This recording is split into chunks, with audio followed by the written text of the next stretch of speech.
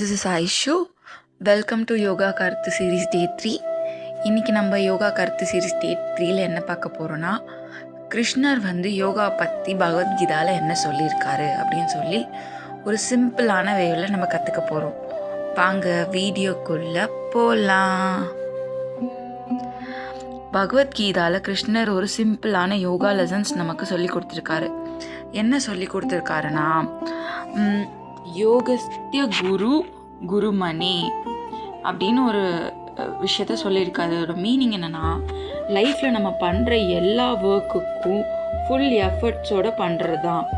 ஆனால் அப்படி பண்ணாலுமே என்ன ரிசல்ட் வரும்னு கொஞ்சம் ஓவர் திங்க் பண்ணாமல் இருந்தால் அந்த ரிசல்ட் நமக்கு ஹாப்பியாக வந்தாலும் பிரச்சனை இல்லை, நமக்கு சேடாக வந்தாலும் பிரச்சனை இல்லை. ஹாப்பியாக வந்தால் எக்ஸைட்மெண்ட்டோடு இருக்கணுன்ட்டு, சேடாக வந்தால் ப்ரோக் ஆகிட்டு இருக்கணுன்றது அவசியமாக இருக்காது. ஸோ என்ன லைஃப்பில் நடந்தாலுமே மைண்டை காமாக வச்சுக்கோங்க, பேலன்ஸாக இருக்க கற்றுக்கோங்க. அந்த ஸ்டேட்டு தான் கிருஷ்ணர் நம்மளோட பகவத்கீதாவில் சொல்லியிருக்காரு, யோகாவை ரிசம்பிள் பண்ணுற மாதிரி.